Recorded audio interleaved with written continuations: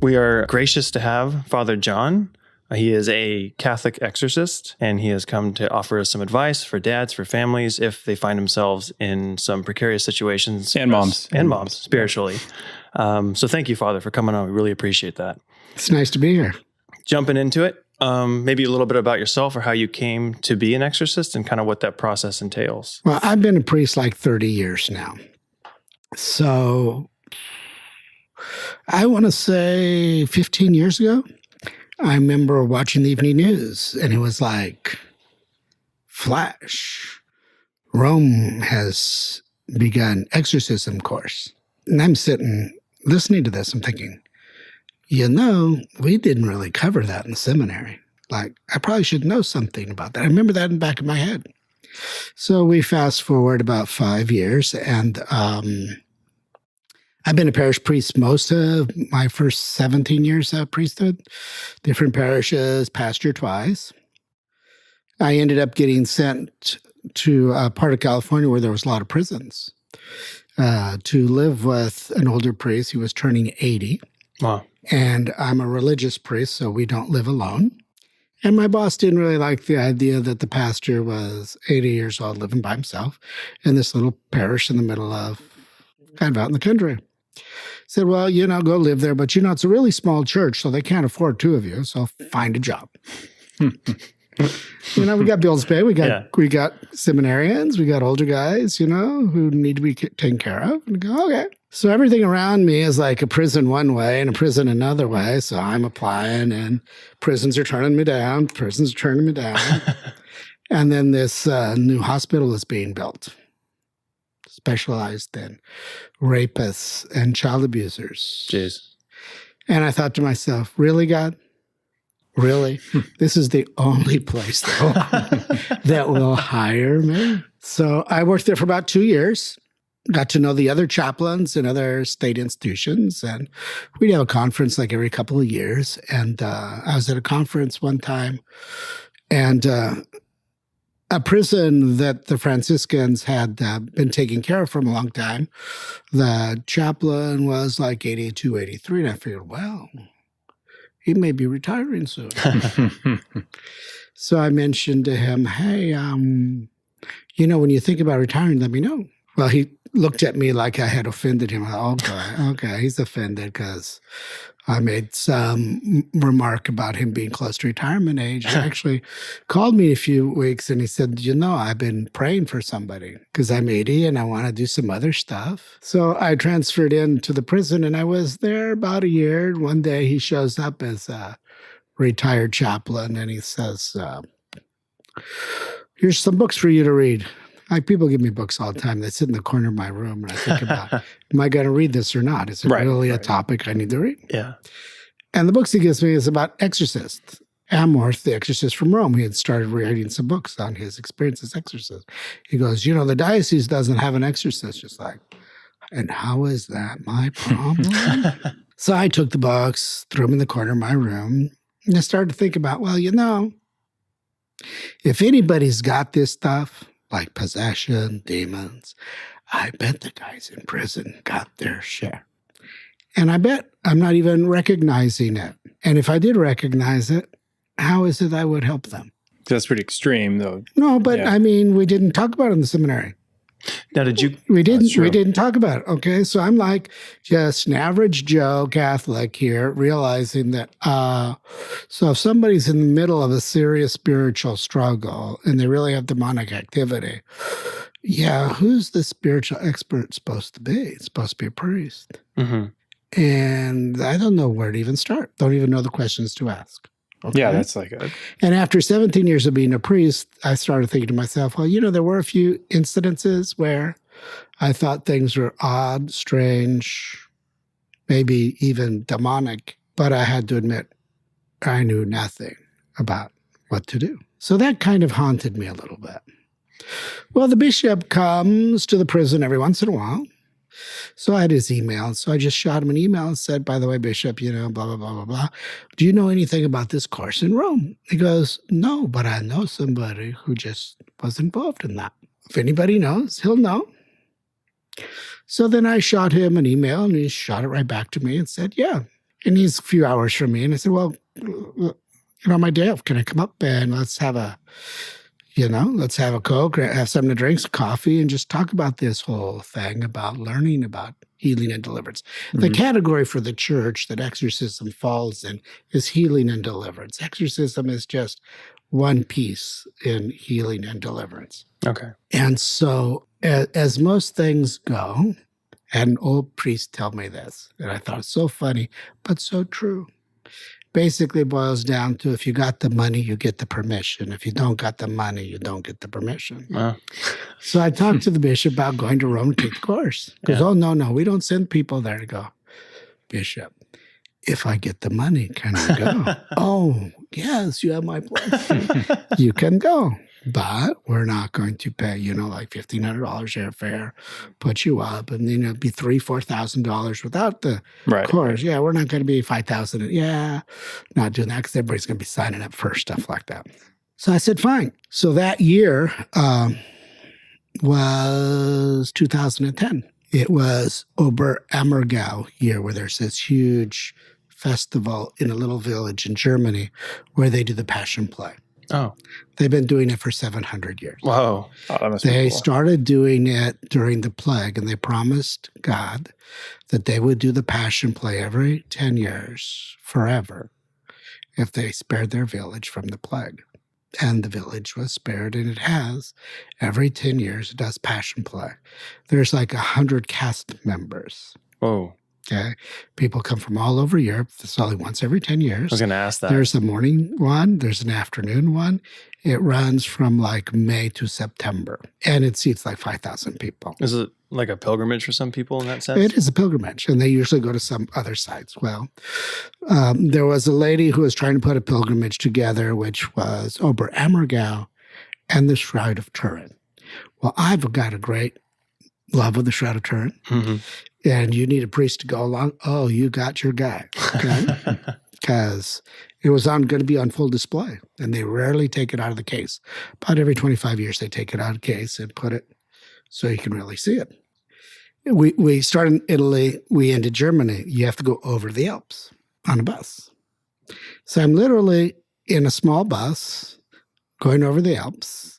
And there's this argument in the back of the bus between different people about the devil is real or he's not real. It's just kind of, a theological thing. It's not a real being. And I'm watching the snow and it's beautiful. And he's like, I don't want to get sucked into this conversation.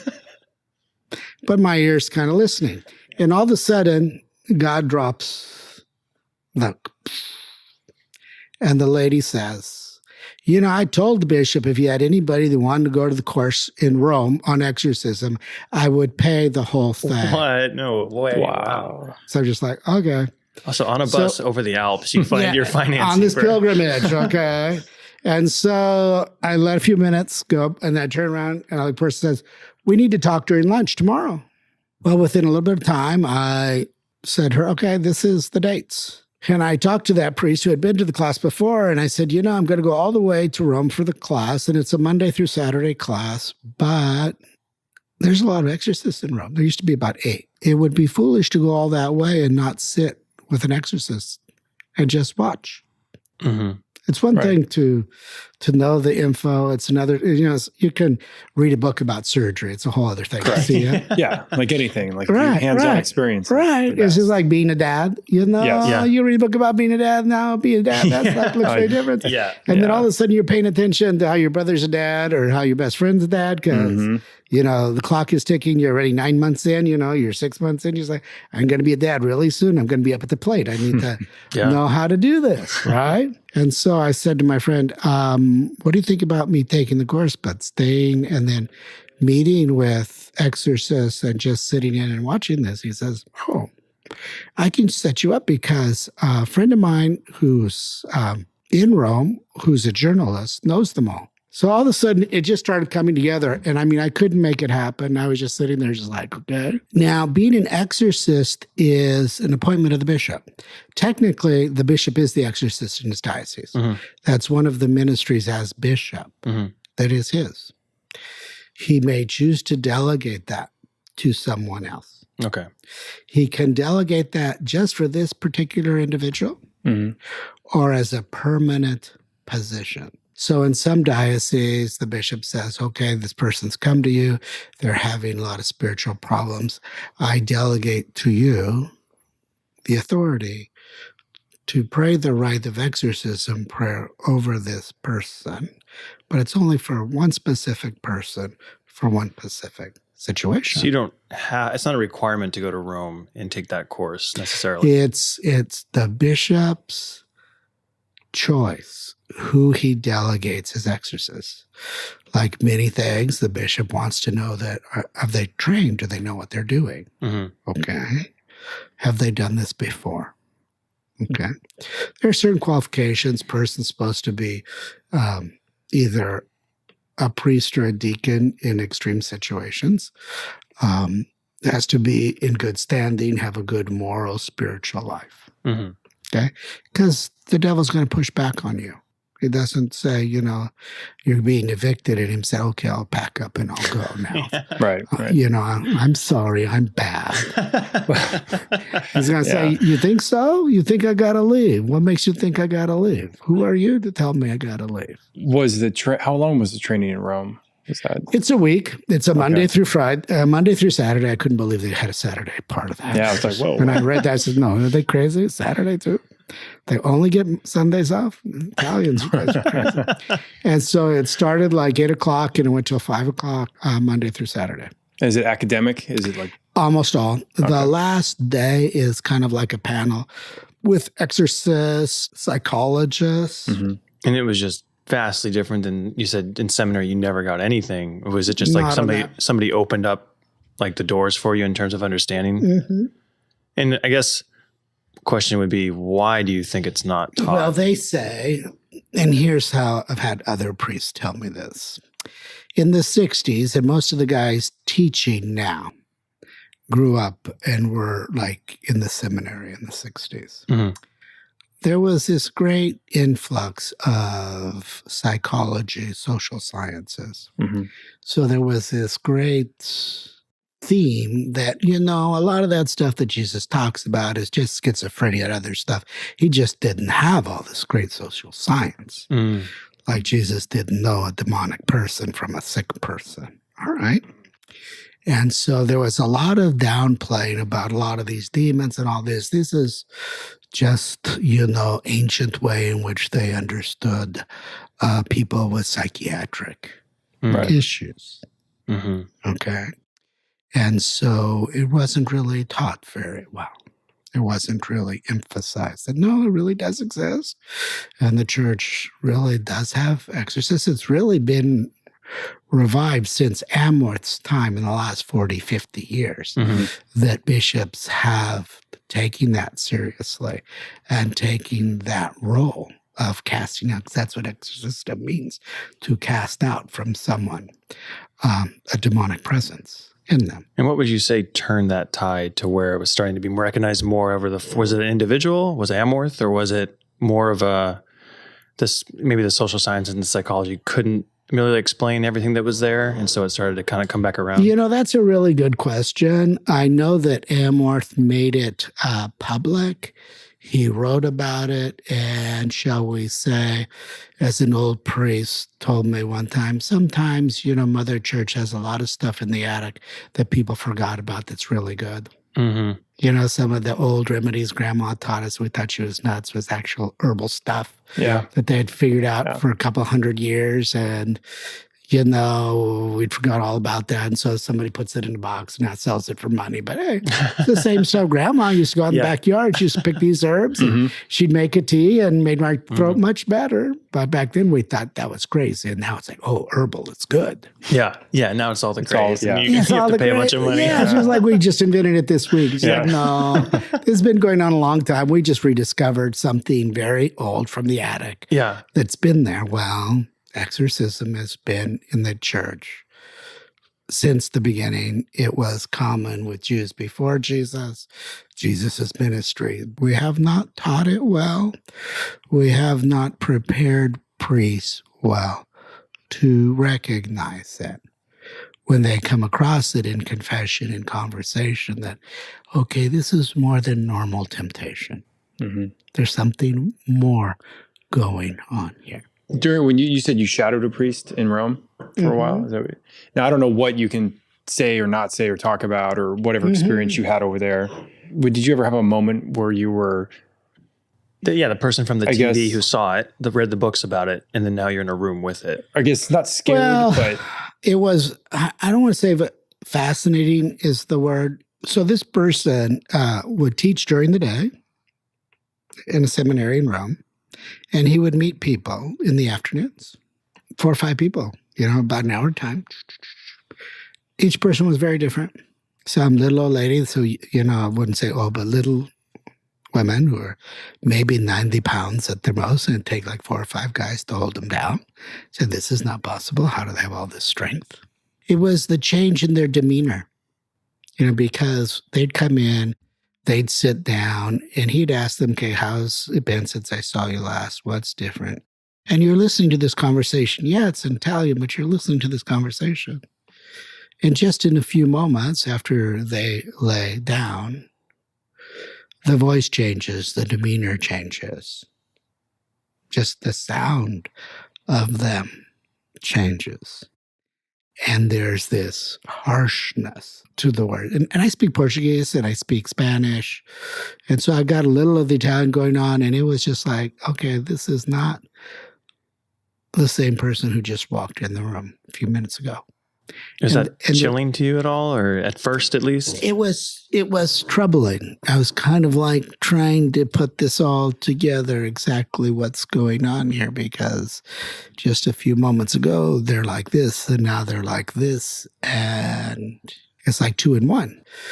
Then they would leave, and there was a lady there who was kind of a translator for me, and she'd say, okay, this kind of situation with this person, we've been seeing them so long, they've been getting better. These are the issues they've been having. And you could just see in the person's face how they were really struggling with something that combination of frightened them and deep concern. Mm-hmm. And some of them were traveling for hours to come see this person because there wasn't anybody near them who knew how to be of help or would be of help. Mm-hmm. When I get people who come to me, I don't know, easily 3rd, 4th priest they've seen. I think one of the people I've seen recently, I'm like the 13th priest they have seen. What would be the reason for that? Is it just that complicated of cases, or people without the training, and now it comes to someone like you who's had the training and the experience to address it? Or maybe exhaustion? People go to the first person they know. Mm. And if the first priest you go to isn't familiar with healing and deliverance, it's like going to a GP, physician. Well, I've never seen this before. Right, yeah. I don't know what this is. That's a really good analogy. Okay, yeah, maybe I need to send you to a therapist. Okay. Mm-hmm. Because it's hard to wrap my mind around the fact that this is really demonic, okay? Because then there's a different avenue of treatment as opposed to mental health, all right? Poor people that have to go through that kind of, because like, you're right, you might not see a good doctor, not saying that they're not a good person, but like just without the knowledge, and then you're going down this winding road. It's experience. It's kind of like, you look at something, if you've never seen it before, you don't know what you're looking at. Okay? Right, that's true. So you might send them to somebody in the parish who's a counselor and say, would you listen to this person? Because I don't know what to make of their story. Right. I don't know what to make of it. And so they do that, and they come back and they say, Father, I don't know. And so then that priest either says, well, I don't know what to do for you, or, there's a priest in the area who you might want to go talk to, or I forward you to the bishop because I don't know what to do. This is beyond my area of expertise. And I think she went through a number of people like that. Her case is rather involved, very complicated, has to do with satanic stuff, has to do with stuff that went on when they were very, very small. I get people who come to me, and I meet with people with a team. There's at least 4 or 5 people with me. I'm fortunate to have 1, if not 2 psychologists in the room with me at the time. Now, have they? I was going to say, I was ahead. just going to touch base. No, go ahead. I was I going was to going touch to base on say, that. have they kind of seen the person before that point, or screened them, or kind of like went through? I imagine somebody who's been to 13 different people has probably seen somebody for mental health. I've seen a lot of different things. Yeah. According to how the Church in the United States allows the rite of exorcism to be used, you have to rule out that it's a medical issue, that it's a psychiatric issue. Okay. So for it to go the whole thing to end up being used, the rite of exorcism, the formal church's prayer for deliverance, you have to rule out that it's not a psychological issue, that it's not a health issue. Some kind of cancer, some kind of weird blood disease, some kind of something else that explains that. Then you can say, okay, if we rule out this and this, okay, so what makes you think it's spiritual? So I get people and they call me, they get my name, they show up at the door.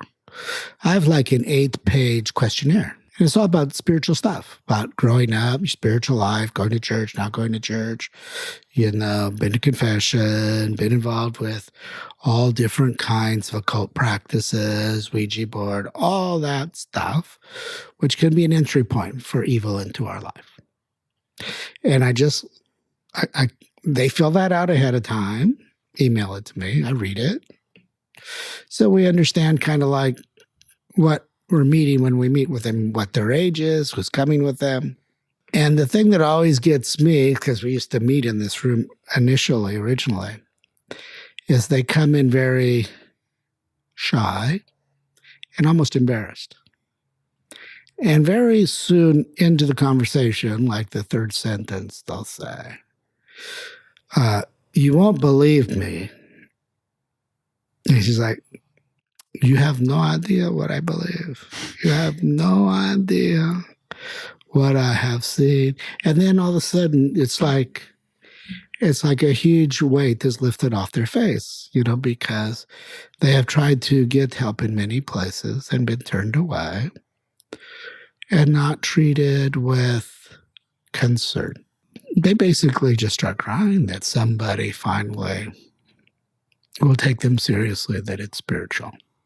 Because in their bones, they know that it's not medical. They know it's not psychological, Most of these people, at least 30, 40, 50 years old, they kind of know themselves pretty well that, okay, it happens when I go to church. It happens when I'm around something sacred. It happens, in the middle of Mass. It doesn't happen in the middle of the theater. It doesn't happen. It's very specific. Okay? The devil's affected by holy things. He becomes agitated. When he becomes agitated, the person who he's dwelling in is going to experience that agitation. When you talk about the devil, Satan, and then you talk about demons, what is the connection between those two things? Are they one and all? Are they separate entities? How is that when you say that maybe Satan gets agitated? How is that trickling down into that person? I kind of believe that we Catholics are like kids who connect the dots. Remember that when we were little? Connect the dots. We have all kinds of dots that we pick up through life. Some catechism. I was a CCD kid. And some from homilies, some from stuff we listen on TV. So we got all these little spiritual pieces, and sometimes it doesn't come into focus well, okay? And one of the things I think we don't do well for the average person in the pew is just like, how do we get the devil anyway? And how did this all start? And why does he hate us so much? Right. Because if you don't get the big picture, then you don't understand, what's this? What's this that's in my face right now? The best I've heard it explained by a really inspirational theologian told me, in the creation, when God first created the angels, he basically explained to them the plan. Creating you, a little while down the road here, we're going to create humans out of earth. Yeah, there's going to be a fall. And then my son will be born human to save them. And then his human mother will become queen of heaven. And from some of the mystics and some of the ancient writing, that's when Lucifer, the light bearer. He was so bright. He was as close to an angel as ever going to be like God. Said, if you're going to be anything, you need to be like us, angels. Why are you going to be? Those are just like little earth dolls. You blow some breath into them. Why are you going to do that? And this serving a queen who's human, us angels serving something less than us. See, that was his pride, that he would be in heaven and his queen would be human, and he would have to serve an earthly queen. And he's like, no, I'm not going to do that. And so there's this rift in heaven. The war breaks out, Revelations. Saint Michael leads the charge. About a third of the angels fall. In the Bible, when people change positions, their name changes. Abram goes to Abraham. Simon goes to Peter. One of the first questions they ask the Pope, do you accept the election? The next question, and by what name shall we call you? Because the Bible understands that when your role in life radically changes, you're a different person. So you get a new name. They're no longer angels, they're demons. They're no longer obedient to God. Unlike us, when angels are created, they have full understanding. They have no lapses in their understanding, in their memory. They knew exactly what would happen if they chose against God. They knew exactly the consequences, and they chose anyway. Now, they're looking at you and me and saying, you're going to go where I can't go back to? You're going to be in the eternal bliss that I left. Oh, that's like a jilted lover saying, well, if I can't have them, nobody's going to have them. So I'm going to mess with them because I'm going to make them be with me down there. And so they tempt us, they badger us, because the idea that you're going to be in the kingdom they can't return to eats them up. In terms of kind of what's his ultimate goal? I mean, I know to turn us from God. Is it something like as far as suicide? I mean, what's the ultimate when he is starting to haunt, possess, do these types of things to people? And then the other would be, I'm always wondering, like, how does that spiritual world layered on ours in terms of, are they sitting here watching us right now in this conversation? Like how does that working when, kind of the devil's watching or tempting you? They're much more involved in our world than we realize. Padre Pio would say that if you could see angels, the sky is just filled with them. Okay? So they're all around us. So they watch us real well. They can't read our thoughts, but they read us. Just like your wives read you. Okay? You don't have to say one thing before morning coffee, and she could tell you what kind of mood you're in. And the kids have figured out pretty fast how to read that. Right. Well, demons or fallen angels, they can see how much your eye dilates.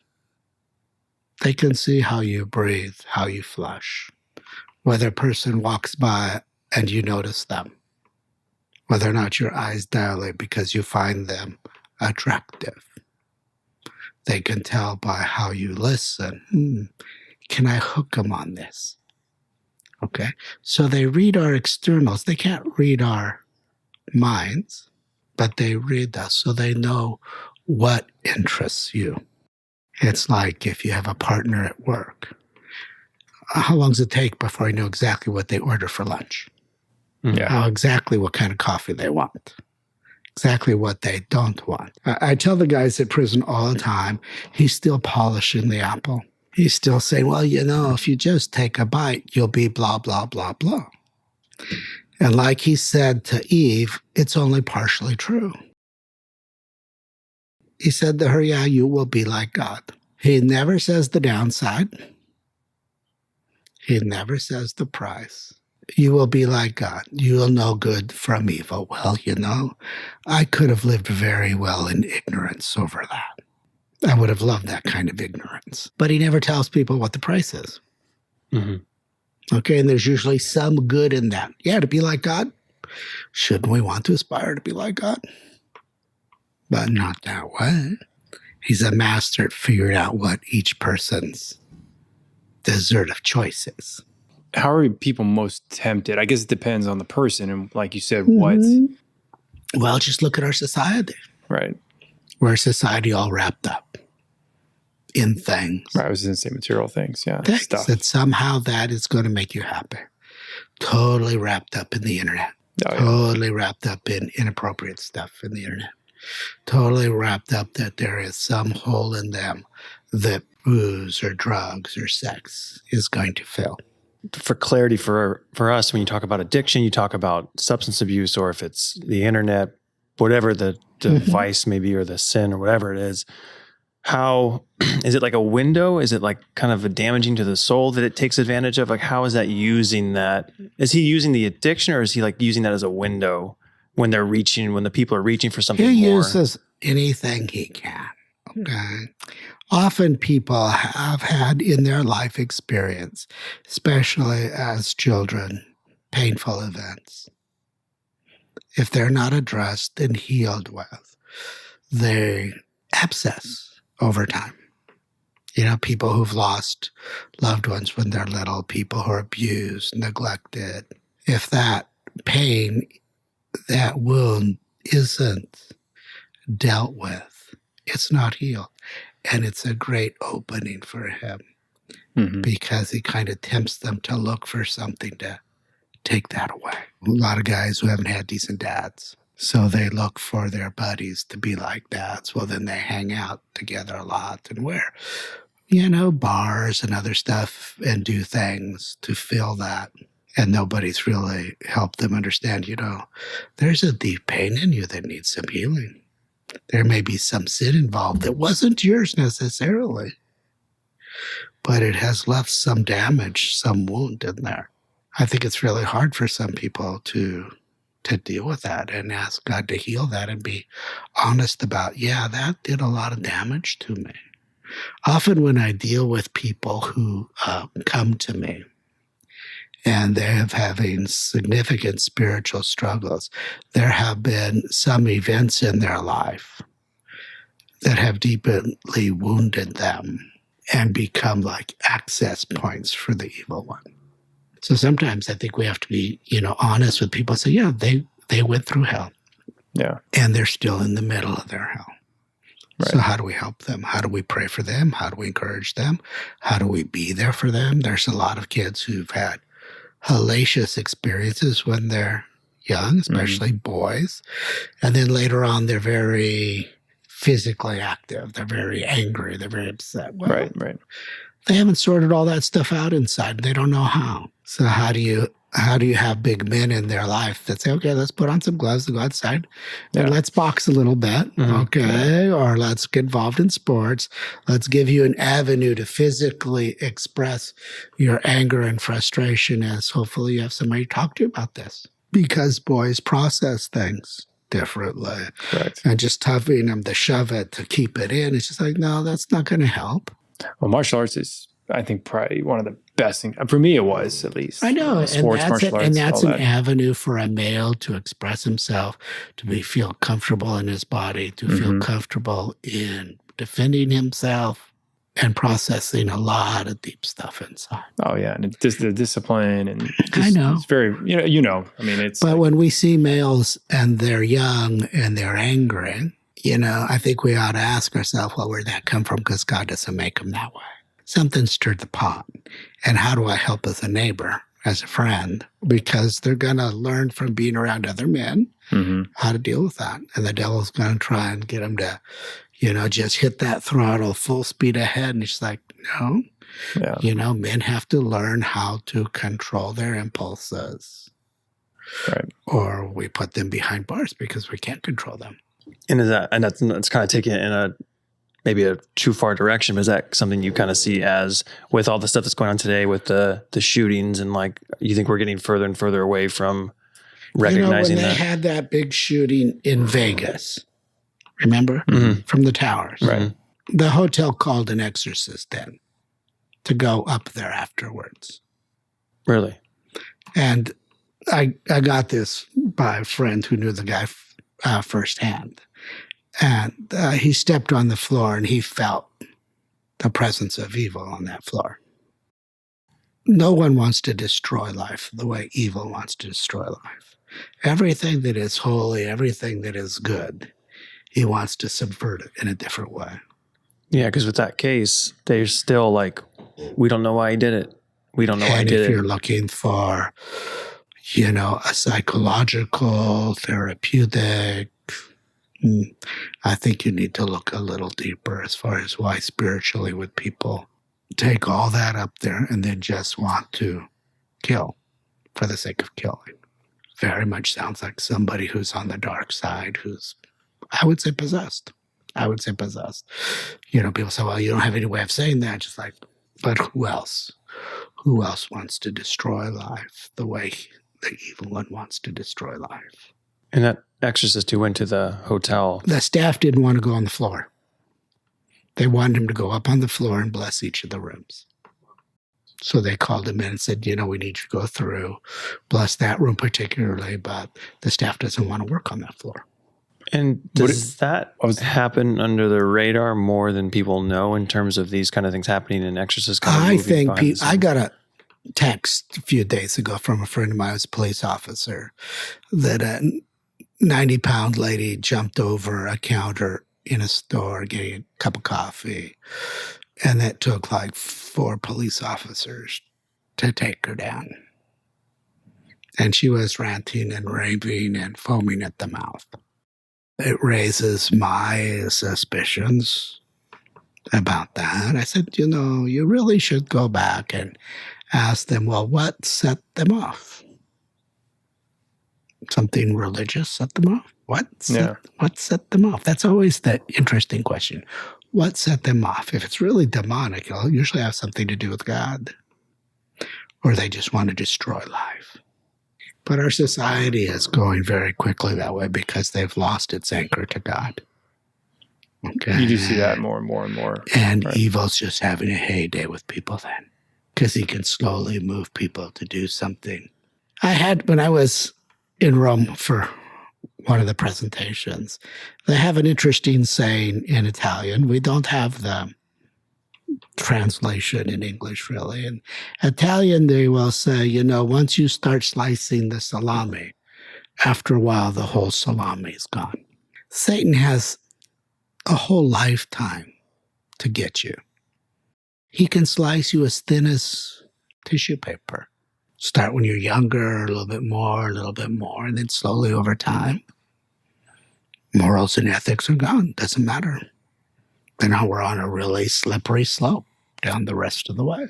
And where do you see it stopping? I mean, as a person of faith and part of the church, well, if you don't have a spiritual background, you're in the middle of a war and you don't even know you're in the middle of a war.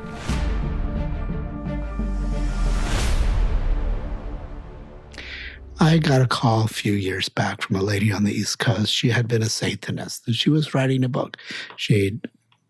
I think she became Catholic, very devout, but it's really explaining her experience with Satanism.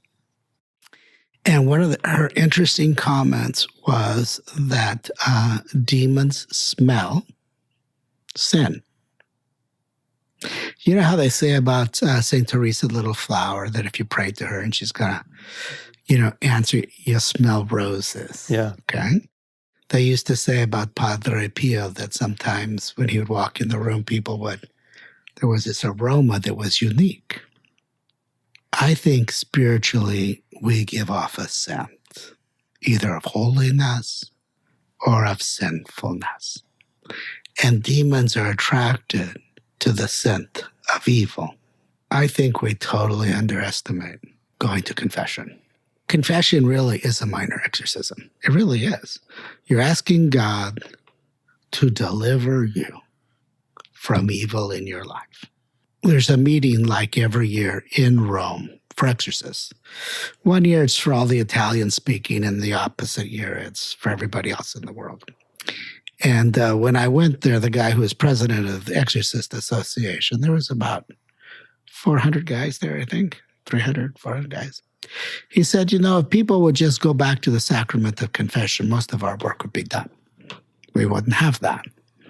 People coming to me for confession, for healing and deliverance, who believe they're possessed, rarely are these people living regular Catholic lives of faith. They've been away from the sacraments, particularly the sacrament of confession. Often are carrying deep sin that has not been confessed, which is a very good entry point for evil into them. And so when people call me, and I get calls sometimes from all over the country, okay? Wow. And I say, well, I need to see you tomorrow. And I go, no, you need to sit down and make a really good examination of conscience and go to confession. But hey, nothing I do is any good if you haven't gone to confession first. And any exorcist would say that, okay? Go to confession first. Not just what you've done, sometimes what has been done to you and you're still angry and bitter and hurting, holding on to that. He loves that. I was praying over a person, and I had a chatty demon. Every once in a while, there are chatty demons. The church strongly forbids us from having a conversation with them. I'm allowed to ask certain questions, but in this praying, he said something that just stopped me, Gus. If people hate enough, it can become a curse. So the essence, from what I took that, the essence, the deep nut in a curse is tremendous hate. Well, how often do we, if we're not careful, let hate become too strong in us? Mm-hmm. That we wish upon someone else that something really bad would happen to them. Oh, demons are going to come running to help you facilitate that. Okay, and now all you need is the internet. Mm-hmm. Oh, yeah, curse my landlord, curse my ex-boyfriend, curse, my ex. Yeah, you could go online and find stuff that's, shall we say, legitimate. A lot of people are playing that stuff and they don't know what they're doing, but there's stuff on the internet that, oh, yeah, these people know what they're doing. And they know how to teach people how to do some wicked, wicked stuff. Do you think the seances and people trying to resurrect, or not resurrect, but that would be bad. That would be a bad thing. That'd be probably the wrong choice of word there. Or try and talk to, say, past relative or loved one or something that's passed away. Is that dangerous? Well, let's just talk about this. So where does that come from then? If there is some spiritual power behind that, mm-hmm. Okay, from a Christian understanding, you have God and you have enemies of God. Well, God's not around, exactly showing up at seances, and speaking through people. We don't have a history of that happening, okay? Right. Now, can a demon show up and claim to be so-and-so? Exactly. To mess with someone's grief? Can someone be possessed in one of the gifts that the devil gives the possessed person? Is that they kind of do this clairvoyant stuff. They kind of have some knowledge of previous stuff. Oh, yeah, he does that. He often, part of getting people to join him. So I'll give you, some understanding of the future. I'll give you blah, blah, blah. But there's always a huge price with that. So you have to ask yourself, so where does that come from? I'll give you a great example. Our culture, Harry Potter.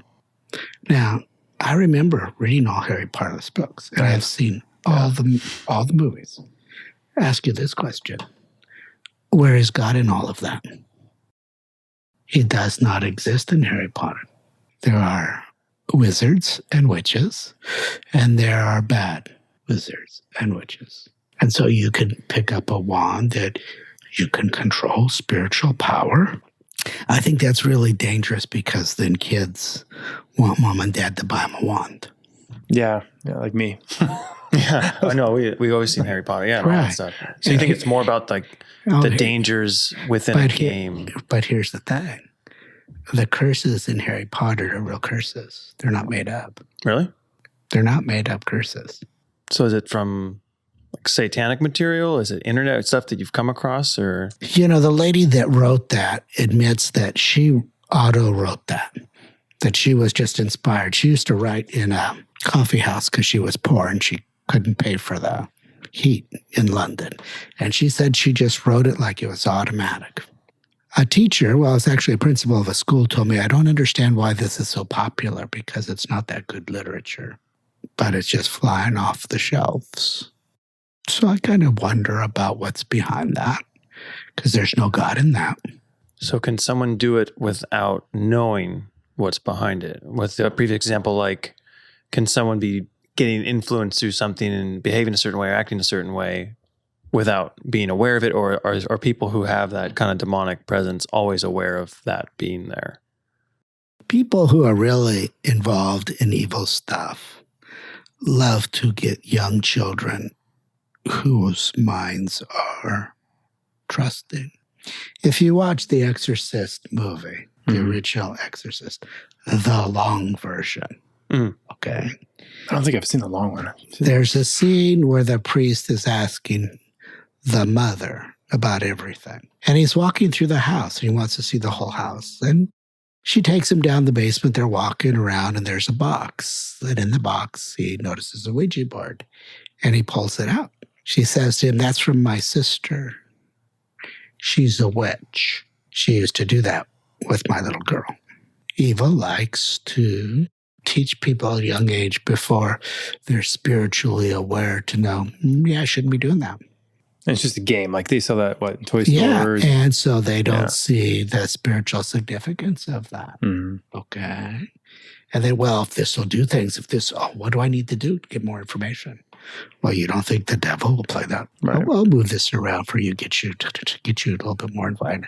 Let's get you to believe. There was another movie called Veronica. It was like, based on a family and a teenage girl in South America. I haven't seen it. No, I stay away from those things that scare me. It was, I wasn't really going to watch either. But it was based on a Ouija board. Like they were in a Catholic school and there was a nun involved as well. And she went at lunchtime, she went with a couple other girls to I don't know if the attic or whatever, and messed around with the Ouija board and then became possessed by it. Yeah, for those people who see it, I mean, because I think I've touched one, you have probably when you're little, at least once. It's at a sleepover, it's at this, it's at that. I remember being a little kid and mom buying it one at Christmas time. I know she had no clue what that was about, okay? It was a toy. Yeah. Probably a cheap toy. Yeah, I'll buy that. So how does that work in terms of... It's like progression, okay? Get them to do this. They're fascinated by this. Then he's going to want to up the game in something else.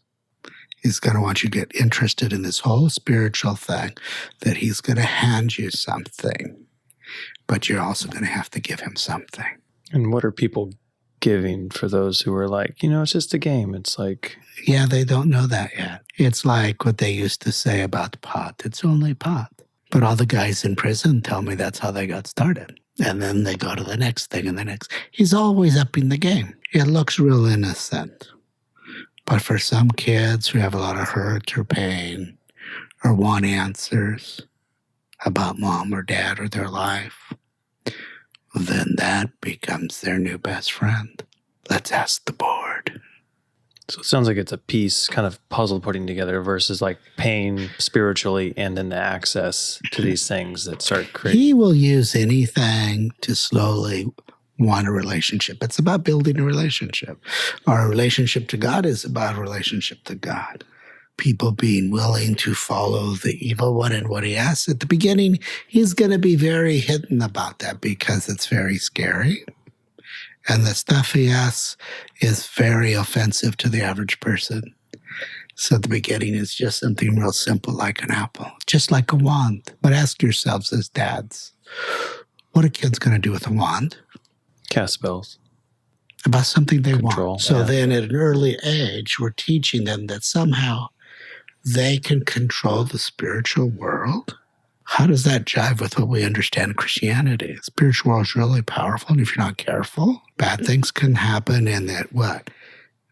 So what would you be willing to do to turn your brother into a pig? Okay, honestly, okay. You don't think you don't think a little demon would say, "Oh yeah, I'll go. I'll teach you to. Yeah, I'll teach you some little stuff here." So it's about deception and trickery. It's about power and you thinking that you can control that when in fact the demon's actually controlling this whole conversation now.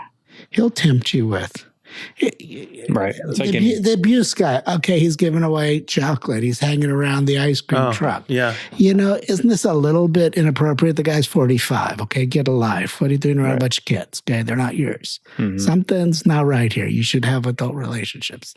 So this kid is playing with a wand. You're giving him too much room in his fantasy and imagination to think that he's going to control this. When you're talking about the kind of deception as far as like Satan's concerned and getting you to do one little step at a time, when it comes to hauntings, when you talk about possessed or dolls and things in your house, I mean, between ghosts and demons and kind of, I'm sure it's a Well, I guess muddled. Let's talk about hauntings, okay? When we die and we go to judgment, the church has never said exactly where purgatory is. So this is called speculative theology, where we kind of think, but we don't know for sure because the scriptures don't say anything about that specifically, and there's no declarations. But over centuries, people have witnessed ghosts. Right. Beings that they either knew or perceived to be human. They talk to them and then they're gone. So the question is, okay, so how is this? Because people from hell can't do that. Okay, they're confined in hell. So who is this exactly then? What are we experiencing if we experience a ghost, shall we say? And probably the thing that makes most sense is this someone who their purgatory is in this life for some reason? I've had calls from some of the mental hospitals in California from Catholic chaplains who work there and say, hey, some of the nurses like down here, they're like really, there's a wing, really, and, people peer to them and go, yeah, not surprised. You've had a lot of people die there. Oh, yeah. They've died there without benefit of the sacraments. Nobody's praying for those people. I go, next time you have a priest come, and he comes like every couple of weeks, has mass for the Catholics. He goes, yeah, you need to ask them to pray specifically for the souls of those who died there, who are not at rest. Okay? It's a distressed soul. That's kind of the Catholic understanding of that. Probably about 5 years ago, I got a telephone call from a very well-known pastor. And he had a house that he had been to like 3 or 4 times to pray because the kids were saying they were seeing somebody. So after 3 or 4 times being there, he calls me. I said, okay, well, did you do this? You do this? You do this? Yes. Okay. So it's a bit of a drive for me, a good 2 hours. So I get up there. I won't go unless everybody who lives in the house is there. Oh, everybody's present? Okay. Why is that? Because I want to hear the story from everybody. Okay. What's mom and dad experiencing? What's the kids experiencing? Has everybody gone to confession? Is there not something going on in the house that nobody's going to tell mom and dad, but they'll tell me because they don't want this stuff going on anymore? That makes sense. Because what's the point of going all that way and half the people aren't there? Yeah. And so somebody may be involved in stuff he shouldn't be involved in, and now he's tracked it into the house. Okay. So I talked to mom and dad for a little while. And they're kind of, well, we don't really see it. Sometimes kind of think there's something in the hallway, but the kids, they've been seeing this. Okay. So let's have a talk. Okay. So what's going on? Well, we see somebody. Are they mean? No. They just kind of go by. Oh, okay. So, no, because if it's evil, there's a meanness to it. Right away. There's no trickery involved in like, oh, no, there's nice. just a sense of it. Oh, so a feeling or something? The sense of it. It's kind of like people are being hurt. People are uncomfortable there. People are, if it's a soul asking for prayer, they're just trying to get your attention. Okay. That was always a fear of mine sense. because like my mom has seen stuff in our house. Yeah. Priest comes and blesses it. It stops. But to see something and to know, like, this is good, this is bad, will I know that? Or will I Your gut will tell you because demons don't show up without, shall we say, you not having a sense, this is not good. And I would just say to people, well, what's going on? Because if it's evil, there's a hard edge to it. There's something painful, hurtful, distressing. Yeah. If it's just getting your attention, it wants you to pray for them. So I got these little kids aside and we were talking. So, okay, so does this thing scare you? Does it hurt you? No. Is it familiar to you? It's like somebody who lived here before, a neighbor or something. Because this just started happening. It's been going on for a couple months. No. Well, I want you to tell them if you see them next time that you just promise to pray for them. And if you promise to pray for them, will they let you be? Well, the pastor never called me back again. And then I saw him like 6 months later. He goes, I went to that house and I blessed that house like 3 or 4 times. And you go there once and they're like all fine. And I go, I don't think it was haunted. I think there was a soul for some reason. And sometimes children are more perceptive to that. Right. That needed someone to pray for them. So when people say kids see things, have friends, this and that, I don't think that's anything wrong. As long as it's not destructive, it's not scary. It's just like, oh, well, tell me about your friend. So remind you of somebody you've seen. I think what innocence sees one day will be very probably surprised in heaven when we know all this. What was actually going on there? That they have vivid imaginations, that's fine. We don't want them to be afraid of things. Right. Yeah, exactly. And say, if it doesn't make you feel comfortable, come tell me. Somebody called me, wanted me to go bless a house. You get those calls. Mm-hmm. And there weren't somebody I knew from the church. And so I went and blessed the house and blah, blah, blah. Then they started coming to church like crazy. Basically, somebody was abusing the child in that room. Mm-hmm. I think that attracts evil to that room. Where an egregious sin takes place, it's almost like a welcome mat for demons to hang out there. Hauntings are either a soul in distress or something evil going on there. Mm-hmm. And they tell exorcists, you need to really discern what's the message here. Now, if you had to put a number on it through your experience and others, does one more outweigh the other in terms of demonic versus just souls looking for closure on things? It depends what happened in that place. If you had sinful occult stuff happen in that house, you bet it's going to be some kind of evilness to that. Can you have both? It would be rare. I don't think I've really heard of one like that. It's either one or the other. I've had people who come and tell me that, okay, in this room, they really feel attacked. Mm-hmm. When they're sleeping, they feel sexually attacked. And I go, yeah, that happens. There are sexual demons who attack people in their sleep. We actually have a friend who had an experience like that. Mm-hmm. He's a good friend, actually. Yeah, and he was... and I've prayed with people like that. I've blessed their room. And I said, okay. So somehow you've attracted to yourself a spirit. They're incubus spirits and succubus spirits.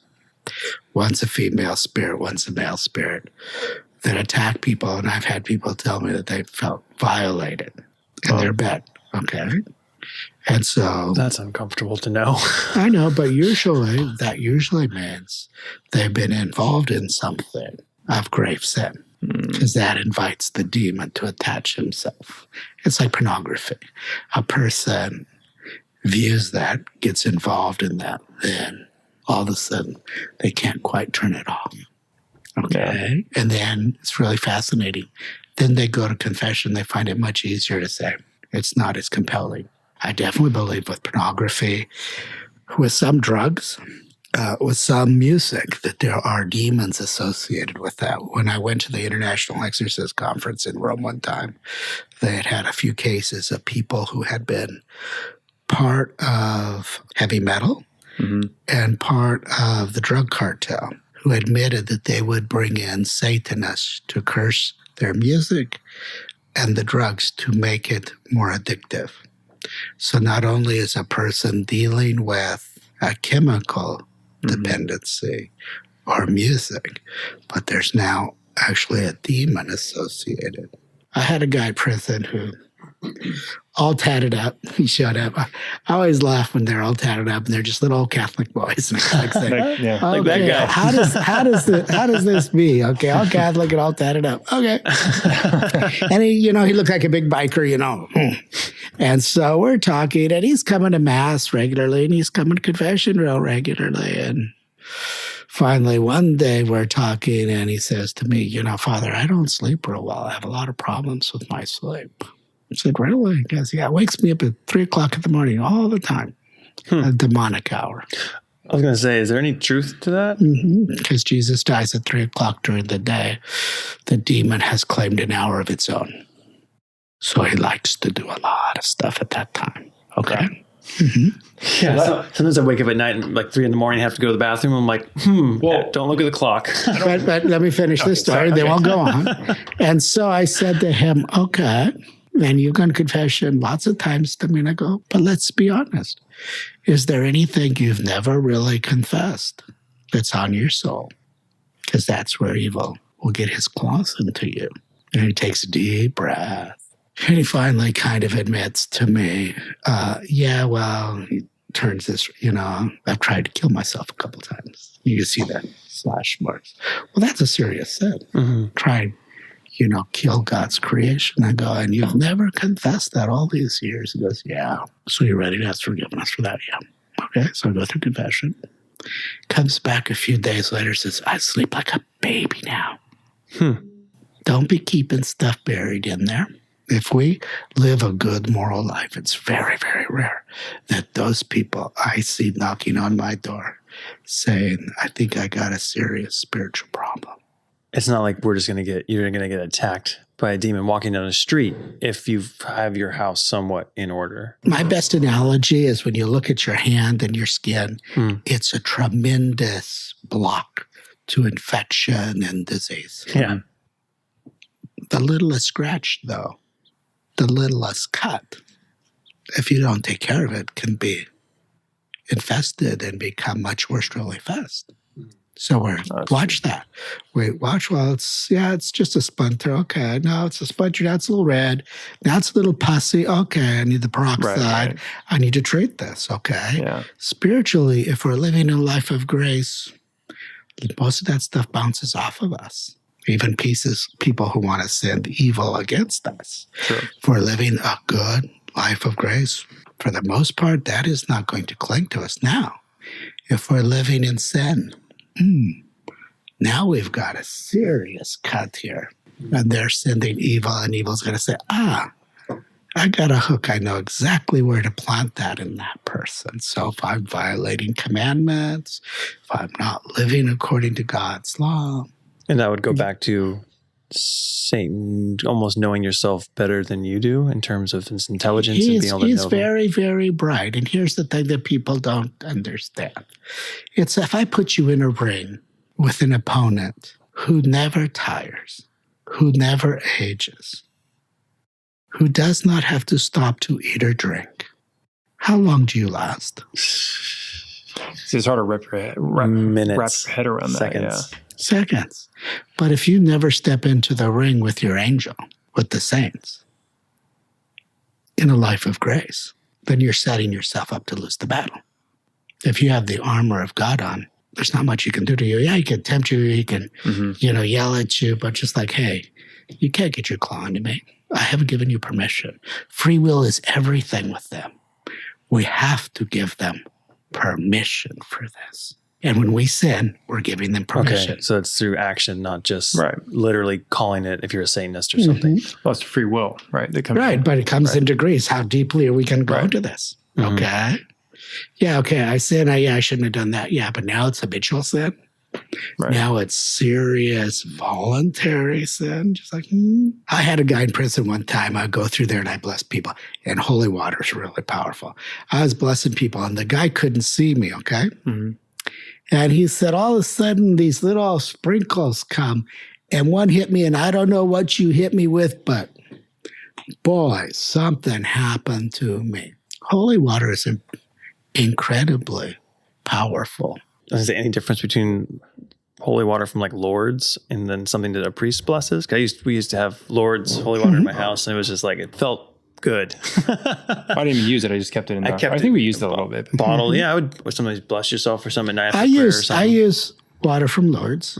Okay, I've got people who've gone bring back. I'll put it on the table, and when people get tired, say, "Oh, you want a drink? Have a drink." Because if they're possessed, it's going to come right back up. Oh, really? Yeah, see, we test people. We just don't take their word. Oh, I'm possessed. Yeah, right. Like a doctor taking a self-diagnosis. Okay. So I have regular water. I have holy water. I have Lourdes water. And they don't know what it is, but I know what it is. They come to drink it. Oh, you're possessed? Yeah, really bad. Oh, yeah. Oh, I don't think so.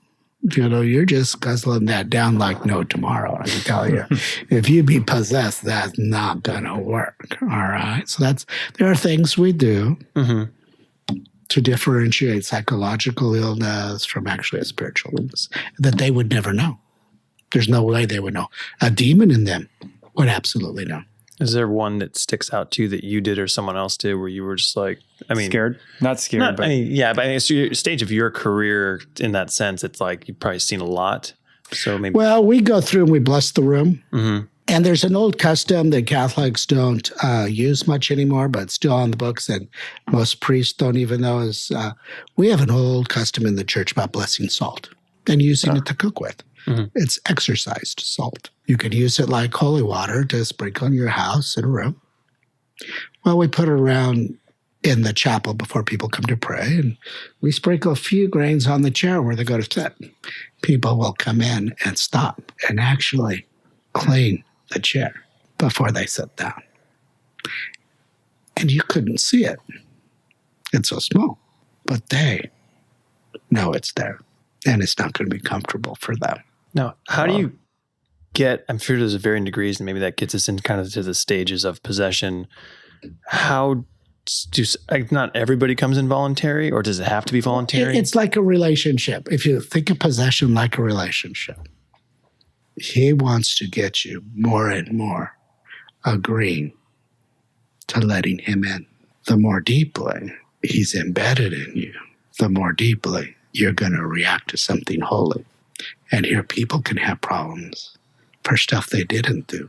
What happens first time you take your kid to church in the old days? It's day of baptism, right? Right. Yeah. And you as mom and dad, in his name, because he has spiritual authority over him, ask him to be baptized, to enter into God's family. Well, there are people who work the other side of the street who pledge their children to the evil one. Do they really? I mean, any this idea is how common serious. This is serious. What serious satanic people do this? Satan doesn't just want them; they want a whole family line. And so Satan says, "Well, you want to serve me? Well, I want you, but I want you to promise me your kids." So in the baptism ritual, if you listen very carefully, there's an exorcism. Because when people used to bring children to the church, we never knew where their parents' or grandparents' heart was spiritually, because they could have promised their children or their grandchildren in service of the evil one. And so you want to clean that all out so that God says, yeah, if anybody has claims on you, we're going to break that claim right now, because you wash every cup before you put something good in it, right? You always clean things first, and then you fill them. And in the ancient world, they worship many different gods. True. And we have to clean that all out. And today, it's not that different. Right. Worship God of money, sex, power, you name it, drugs. And so some people don't see them, but those really are gods because we have made them more important than God himself in their lives. I had a case not too long, showed up my doorstep. Actually, the kid called. Early teens, trying to make their first communion late in life. And he says, well, I go to prayer sessions at different houses and I like fall down. I like fall asleep. We kind of understand that in the Catholic world, like slaying in the spirit. There's where the Holy Spirit can so overwhelm you that you just feel at peace and you just really just faint. The interesting thing with this person was they never felt peaceful, though.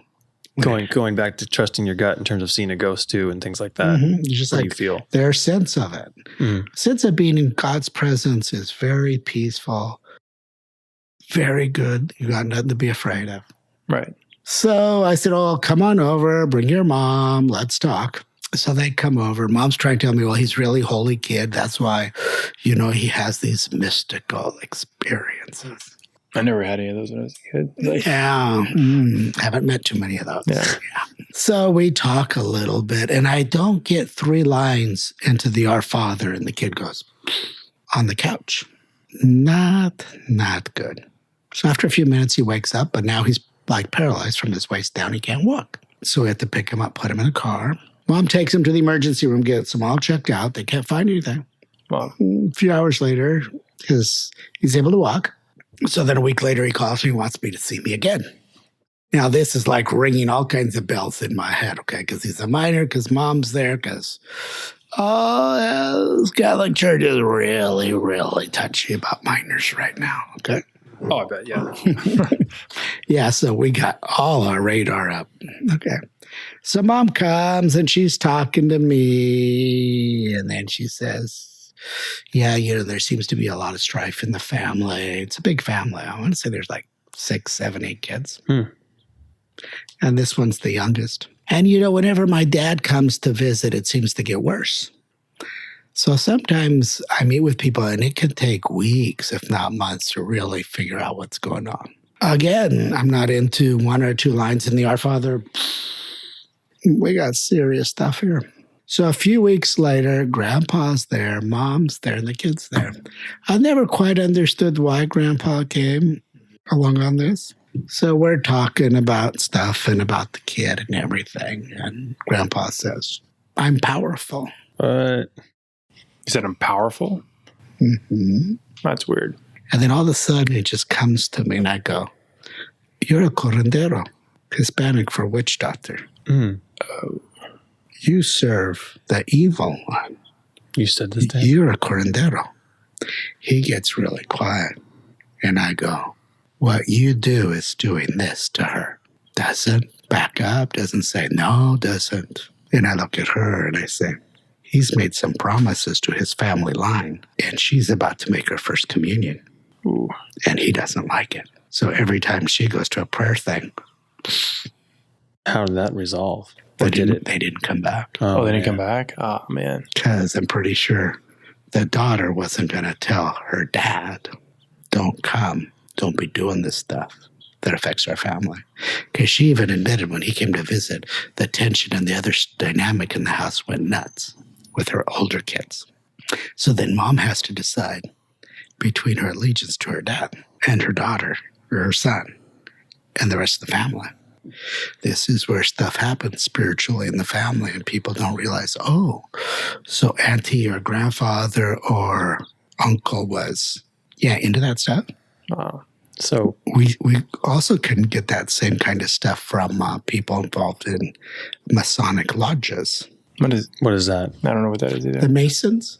Oh, People think they're like Quadas and Elks and stuff like that. Church has forbidden involvement with them. There's like 33 levels in Masonic lodges. After about the halfway mark, they start making serious pledges against Catholicism. Oh, really? Oh. Mm-hmm. Well, it's good we don't know that. I mean, it's... I know, but you have people, men, whose grandfather was really involved in Masonic lodge, who promised his offspring to be faithful to the worship of some of the demons in Masonic lodges, so that when the 3rd generation, he doesn't renew his Masonic affiliation, there's a curse that falls on him that the grandfather placed, saying that if my descendants do not renew them, and because of this, I'm going to give you some benefits, power, authority, money, blah, blah. But that does happen. That does happen in families who have Masonic, not just on the father's line, but on the mother's line. so there sounds like it's possibly easier to break than, say, like a possession or something that's latched on. It is, because it was done by somebody else on you. It wasn't something you did to yourself. You initiated yourself. Okay. You've given more authority to that. They've also, shall we say, seminaries are paying more attention than they used to, that right around ordinations, diaconate and priesthood ordination. Evil likes to mess with young men who are dedicating their lives to God. There was a case in the Midwest somewhere where a guy committed like suicide like night or two before his ordination, where the devil really got into his head and really oppressed him really badly. And if I'm not mistaken, he like jumped off the seminary roof. Okay. Jeez. So seminaries have been taking more care of the fact that as people approach a significant spiritual milestone, the devil's going to want to mess with that. Do you see similarities within the people that are possessed? Like, do they all exhibit, like, speak a different language, or they exhibit crazy strength, or is it? Demons, angels are unique. They're a species unto themselves. So no two angels are the same. They're very, very different. So they react to different prayers, to different saints. I have found in the last year or two that, to my fascination, one of the hallmarks of a person in serious spiritual distress, possession, is the fear of the sacred, the fear of the holy. Well, in the last year, I've had a couple of people who've walked up to me and all of a sudden said, I feel really uncomfortable next to you.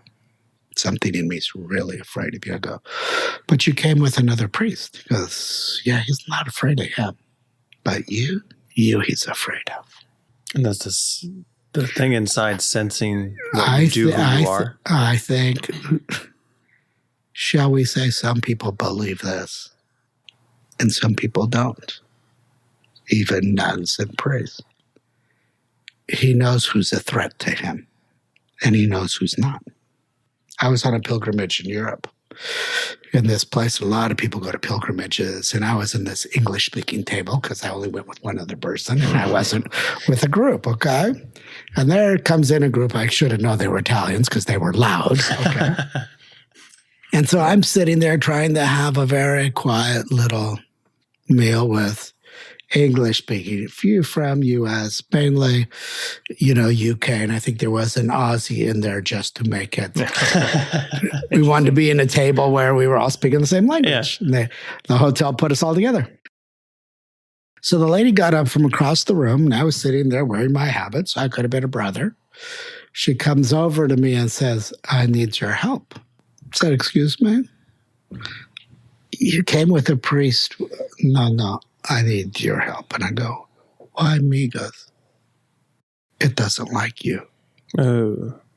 It knows when a person truly understands the authority, priest or layperson, in the name of Jesus, to command the demon to leave. So I'll give you a great example. So mom and dads go through terrible twos, terrible teenage years, right? And most of you will say, yeah, they're definitely possessed. Yeah. Okay. Absolutely possessed. And I would say to you, okay. So when they're asleep in their room, go sit next to them and pray over them and ask God to deliver from them anything not of God in them. As a parent, you have spiritual authority over them. That demons want to harass children, young people. Absolutely. That they are not spiritually aware as much as we would like them to be what's going on. That's a fear. Did you see that? What was it, the article? You were telling me about it. It was the video? The video, there's like a nanny cam video. And you never know, especially because we work in post and like what things have been manipulated. But have you this little kid had a really gnarly scratch on its face. Mm-hmm. And the parents put a nanny cam in the crib. And then you see this thing materialize, move, cross. And it's like, kind of a shifting thing, and they interviewed him on the news, and I didn't know they went to that extreme. First I thought, it's just a video prank, and then they started getting into like interviewing the family in the news, and man, they seemed put together. It wasn't like they seemed like concerned, very concerned, scared, and that's always been a fear of mine, because when I think about this stuff, especially preparing for our interview and different things, I'm like, how would I feel if somebody started messing with them? If it's me. But that's why you have your house blessed. That's why you don't let people come and stay in the house where are going to do not so good stuff in there. Mm-hmm. Okay. So you would say like, hang religious objects or blessings in the house, those type of things. First of all, have your house blessed. You don't know who was there before you. You don't know what they did in that house. You're walking into an environment that spiritually, you don't know if it's been charged, should we say. in a negative, evil way or not. That was the ancient custom. If we didn't have quite the priest shortage, they'd go out almost yearly and bless everybody's house. You could take holy water from the church, go through each room, and bless the house, asking God's Holy Spirit to descend on the house. Bless the grounds around the house. Bless the garage. Holy water is powerful stuff. I have seen people scream like you hit them with acid. And I had a woman who was seriously possessed, and we had her go on retreat. And a nun right next to her was in the retreat room right next to her, and she went in there and blessed the whole retreat room. The next day, we found out she slept in the bathroom. Said, "Sister, did you bless the bathroom?" Yeah, I forgot. Yeah. Holy water is a very, very powerful thing that you have full access to use to bless your house.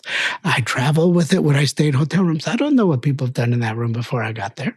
Do you find, because of what you do and who you are, any extra attention paid to you by him in terms of what you do and what you experience? I think he tries to tempt me more. Most exorcists will say that after we started being involved in this, our, shall we say, the rate of temptation coming against us, it steps up the battle. And people who are warned as exorcists to pay attention to that because he wants to take people off the chessboard. So he'll tempt you in a way of public scandal. He wants to get competition out of the way. Okay, so he'll tempt you in all kinds of ways that make your ministry impossible, make it impossible to continue on. Every once in a while, there's an exorcist who is relieved. I think people in any kind of public office that in any way symbolize authority, symbolize goodness, are they at a higher standard, a higher likelihood of evil wanting to come against them? Absolutely. And I think people who are firemen, policemen, paramedics, and who want to live a good, holy life, they should know, yeah, I'm kind of entering the battle at a deeper level. And if I'm not careful, he'll want to take me out. Does anything ever concern you? Like, do you ever encounter something where you're like, that's not scary? Like, most of us would be like, no matter what it would be, we'd be scared. Yeah, we'd be like, I'm out of this room. You know, it's interesting because there have been a few times where I've been concerned. I don't know if that's God's grace. I don't know if I'm just stupid. I don't know. I'm playing with the tiger by the tail and, realize, okay. I've rarely been in a place where I felt like uncomfortable with this. I've been in other exorcisms and it's just like, but other people were doing and I was there to help. And I was just like, not feeling really good about this. Is it because of what you're seeing or what's being said by... There was something, I want to say, deep in my soul that I just didn't feel comfortable with. And I was one of the few times nervous. That's a good word. I was going to say like nervous, like this is anxious. Yeah. I don't know about not working, but just anxious. So it's not necessarily head spinning, levitating. I mean, does that exist or is that just a Hollywood It's thing? very rare that for the devil to do that, basically game's up. So that's like end game, final. No, it's like, you know who I am for sure now. Oh, okay. Yeah. I was going to say, wouldn't it be in its interest to hide it, be kind of like absolutely underneath the there's layers? There's nothing for him to gain in doing all that other than trying to scare us. Okay. Right. The longer he can hide and make me think, well, maybe it is psychological. Mm-hmm. Okay. The longer he's kept from having to reveal that there's no way this is human. That, yeah, you're there. You're just really, really deep, but you're there. And usually demons travel in packs. They're not lone rangers. They're like wolves.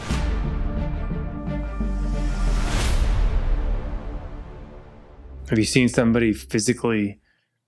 I have seen people twist and manipulate and have energy for hours that's, I think, humanly impossible. Wow. And like I said earlier, I usually work with 2 psychologists, and sometimes I meet with people. And after they leave, I say to them, okay, How much of this behavior can you explain psychologically? And how much of this behavior do you not have an explanation for? And sometimes I go, yeah, I think this person's got more psychological issues than spiritual issues. I go, okay. I'm looking for the truth. I'm not, Right. I'm not committed to it being one way or other. And people can have both, absolutely. And one of the questions when I have to finally approach the bishop and say, Bishop, there's a lot of prayers I could say short of the rite of exorcism. The rite of exorcism is like, okay, we're taking out the sledge. Okay? Right. And there's a lot of things up until that point. To go to the bishop and say, Bishop, I want to use the Catholic sledgehammer, he's going to say, where's your psych eval? Where's your physical eval? That says that this person has no medical condition that explains the situation and has no psychological condition that explains the situation and is psychologically put together in such a way that us praying over them is not going to cause any psychological harm to them. Okay, you have those two pieces. Sounds pretty thorough. Yeah. Well, we're a very litigious society in the U.S., particularly California. Right. And the bishops don't want to be on the evening news Yeah. by a prayer session going bad. Right. So but at that point, it's for sure in that sense. Right, in terms but of, there are guys in this country who are full-time exorcists, and they may see 100 cases in a year. And of 100 cases, they'll see 3 real possessions on a good year. Okay? So it's really very, very rare. It's very common, on TV. Yeah, happens all the time. But most priests may go their whole priesthood and not see a real case. Now they'll see a lot of oppression. They'll see a lot of other stuff, but full-blown possession, yeah, that's pretty rare. I get priests who call me and say, well, this and this and this is going on fine. Doing a good job. I would recommend you do this and then get back to me. And if that doesn't resolve it, then maybe I'm willing to see them. Because I'm full-time at a prison. Yeah. And this is my side thing. Besides being, in a religious community, doesn't leave a lot of time in my schedule. So there's a lot of stuff that the average priest can already do. I don't know if we're going to wrap it up. Before we do, I had one, because we were talking about the jail, the prisons, and I worked there for a little bit, and I noticed there was a few weird things going on, Probably more than a few. Yeah. I was over the course of 6-7 years, but probably half of that place was full of people with mental health issues, on psychotic meds, on bipolar, schizophrenia. There was this one guy. He wasn't a big guy at all. He's probably half my size. He came in, and they were moving a lot of people away from the original housing unit, which was all people medicated, and they were sending them to us, which is just general population. So you had 100 people in this building, each side. He was carrying around a shoe, talking to it like it was a phone for half the time. He just got there, so it was going to cause problems because that's right. That's people don't go for that too much. Okay. So I'm like, okay, we got to just stick him in a room, lock him in. We'll just watch him, and then we'll figure out what to do from there. Because he was like talking to like no one. Yeah. And people were noticing that, and they're like, "You got to get him out of here because he's saying some really inappropriate stuff to us, and it's making us really uncomfortable." Right. Yeah. So I put him in this room. Freaking out everybody else. Yeah. Long story short, he ended up cutting himself with part of the glass. He broke the sink, jumped on top of the sink, and he was smearing in his blood satanic stuff all over the walls, screaming at us through the door. And by this point, I was like, oh, I don't know what's going on. I just related to whatever else. He's not taking his medicine, whatever. But when we opened the door is when we found the symbols. And I think he even said it too or something. And we ended up shipping him off somewhere else. But that was one of the times where I was like, I don't know. Is that something that's... Why is that tied together? Seems like. Yeah. I mean, I'm like, obviously he probably has some sort of mental health issues going on somewhere in there. Because, right. Blood is very sacred in satanic ritual. Oh, yeah. Okay. They use blood. They use human blood. Yeah. It's a mockery of a mass. Okay. We drink Jesus's blood. They drink human blood. But that's kind of off the thing. But yeah, that there's something there. Wouldn't be surprised. It was like a circle and then some crosses through it. And It's usually a pentagram. I'd want to bless that place after that. yeah, I didn't go in the room. I was like, I know. Yeah. You know, I'll finish this one story. Okay. So I was in a neighborhood where I grew up, and I went to see a person who was a high school teacher. And she'd been teaching for a few years, you know. She's like in her 40s. And I was sitting there talking to her. She'd known me for a long time. And so we're talking about her different kids and everything. And she just turns to me and says, you know, if I'm going to get killed by a kid, it's going to be the kid who sits right there. I said, really? Oh. He goes, yeah, he wears dark stuff all the time. He's really kind of on the dark side of stuff. There's something just not right there. I said, okay, when are you going to be in this room again when I can come and be here with you? So we figured out like 2 weeks later, and I came back and I blessed the room really well. Holy water, said a bunch of prayers there, bunch of blessed salt. So a few weeks later, we were talking. I said, so how's it going? He goes, you know that kid? You know, right after you blessed the room, he decided he didn't want to come to school anymore. He wants to be homeschooled now. Wow. I tell people often who have partners at work that they know they don't like them. Yeah, just go to work early when they're not there, stay late, and just sprinkle holy water, sprinkle blessed salt all around there, asking God to be very present here. So if there's any evil here, let it be sent from this room. That's a good idea, actually. You got nothing, you jump in cars all the time. Other people have been driving it, using it. That you have a bunch of little bottles, and don't even have to say holy water on it, so nobody else would know. Okay, just bottles of holy water that you use. I have guys that, some of the guys in the bunk next to me really, bring your little pill bottle. We'll fill it full of water. You bless your bed, and when he's gone, you bless his bed. Leaving the back. That'd be really creepy if the guy didn't want to go back to his bed. I'd be like, ooh. In the back of our the patrol cars too. You know, you're throwing people in there. You know, throwing all the time. I know all kinds of stuff. Why not? Why not? They do not like things that are blessed like that. It's very painful for them to be there. Okay, we underestimate the power of God. One of the main mistakes we make is somehow we put them like this. God created them. They are not his equal in any way. In any way. But TV always wants to do it like this. Okay.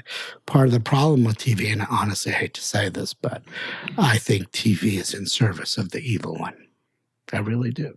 Because it never portrays God correctly, historically, anywhere accurately, as far as the Bible is, or the Christians have understood. And they're always trying to glorify evil like God is powerless. And yes, sometimes you're afraid, sometimes you're alone, but you're not without God. Right. You're not without your guardian angel. And sometimes when I just ask people directly, I ask guys who come in who have a lot of problems with, pornography on, the internet and promiscuous sex and the whole thing. I go, do you have a sexual demon attached to you? And they get really quiet and said, I've really wondered about that for a long, long time. And it's sad because why would that surprise us? You don't think guys have demons of greed? Oh, yeah. Demons of pride and ambition. That guys who have serious struggles in the whole sexual realm would have a demon in there, especially people who have had a sexual abuse issue in their life, that wound seriously affects them for many, many years. Okay. Oh, absolutely. Especially when it's like a young child or something. And that throws that whole sexual understanding and that whole sexual dynamism in them. It just gears it up ratchets it up, and young boys and all this stuff in society on the internet, way, way, way too hard for them to deal with. Oh, I was reading some stuff on the Boy Scouts. That thing's going on now with all the history of all that. Oh my God, it's horrible. Yeah, It's awful. Yeah, and for people who may be listening to this who aren't necessarily religious, or they fall in and out of being Catholic or whatever religion they are, and they do find themselves in something that's, supernatural, that's unwanted. Mm-hmm. Does that advice still kind of adhere to them in terms of seeking out help, or God's going to send you somewhere amazing. He wants you to be saved and close to him so badly. You start asking him, you start praying, God, who? I think we underestimate a loving father who I can't imagine a child calling out to him and saying, I need help. I don't know where to go. Don't know where to start. And you don't think he's going to move doors and open avenues that they couldn't see? Certainly the God I believe in does. Ask the people that you know who are solidly spiritual people. So where would you go to talk to someone about spiritual help? Right, because a lot of people probably don't talk at all. No, probably keep it hidden. Probably I know. Or They think it's them. Or think they're crazy. Right, and they don't think they're going to be believed. And that's really sad. Mm-hmm. Right. Okay, because that's a great shame thing, and it leaves people. Worst thing they do is they call their neighboring Catholic priest, their parish, and say, can I see someone? So it's probably that they need to want help. Oh, absolutely. Yeah. I got a call one time from a hospital emergency room, okay? It's a crazy call. It's 9 o'clock at night. I'm going to drive right down and see you. And I go, no, you're not. He goes, but my wife's in the emergency room. I go, Guy, I'm 3 hours from you. I'm not meeting with you at midnight. Mm-hmm. And first of all, you need to go back to church. He goes, but I'm not Catholic. And I said, did I say that? You need to return to your house of worship. You need to return to your spiritual base. If this is truly spiritual, this will help you. I didn't tell him if this is truly spiritual, it won't like it, and you'll know for certain it reacts in a house of worship in a negative way. Mm-hmm. So it's part of this discernment. Mm-hmm. Okay. And I cannot be your exorcist, your pastor, and everything else. When people come to me, I'm just the person that deals with the supernatural things. You still need to be going to church. You still need to be good in your prayer life. You still need to be attentive to your pastor. After we're done with the thing, they're still supposed to be in that community and worshiping. But if they become overly attached to me, they've forgotten their shepherd. Mm-hmm. That's not right. Mm-hmm. That's not right. Okay. Yeah. And I'm only going to be part of their life for a little while. And it doesn't help them to bond to me. You need to be bonded to your community. You need to have people praying for you there. You need to make sure that your spiritual life is staying really strong. I have to put really good boundaries on them that way because they want to make me like their full-time EMT. Yeah. Their life coach, spiritual life coach forever. Yeah. Their lifeguard. Yeah. Forever. And it's like, no. Yeah. And I usually tell them I take one call in between their sessions. Uh-huh. Sessions are about a month apart. I take one call from you. So be careful about the call you make because I'm got 40 hours a week in the prison and I got other stuff. And I can't be holding your hand every week. That's why you need your pastor, a community to part with, other people in your family who pray with you, who assist you. I'm not your everything. And just be strong in your faith yourself. Well, you have to grow. Yeah. You have to grow. And if you're leaning on me, then you're not doing the work to grow the faith you need to grow. And he'd love to keep the person immature faith-wise in the battle so that they don't understand their right relationship to God as a child of God and the authority that a child of God has. I have one quick last question, then we'll let you go. Is the truth about knowing the demon's name to finally finish that process off? Is that just kind of a Hollywood thing that's been kind of built up because it's flamboyant, or is that something? And why is that so? When people yell your name in a large group, can you stop from turning? No. Okay. I'll do it right now. Demons' names are not given them by other demons. They're a perversion of the name given them by God. It has authority. It's like when your girl gets old enough and dad calls her name, right? Every muscle in her bone is going to react to dad's voice. That name has great power over them. In the end of time, the New Testament tells us that God is going to hand you a stone. On the stone is your name, written by God, that explains the truest truth about who you are. That's God's name for you. Not the name your mom and dad gave you, but God's name. The demons have a name. With that name comes great authority to call them. They will do everything to hide that name. That's the last thing they give up. So they throw out the lesser one, and the highest ranking one sacrifices all the other ones. Okay, so when you finally get to one of the main guys, when you hear the name, you go, oh, so this is who you are. Because he's been around a while. And if you've been doing this for a little while, names sound familiar, and you email other exorcists and said, they say they're so-and-so. And goes, oh, yeah. Yeah, so there is truth to that. It's really spiritual warfare, and it's the only time in the Catholic Church that you are allowed to beat something to a pulp. You're going to tell me your name, whether it's today, tomorrow, 3 weeks from now. You will tell me your name. Yeah. And they have to answer to that name, because in the rite, in the ceremony, the priest says, basically, in the name of Jesus Christ, I command you to reveal who you are. So it's not I, but I, as a servant of Him Most High, command you, because you're still an angel, a fallen angel nonetheless. And you have to answer your Creator. And they will squirm, they will scream, they will try and give you all kinds of false names. They're just like peeling an onion. And a lot of prayers, sometimes weeks, months, years go by. Jeez.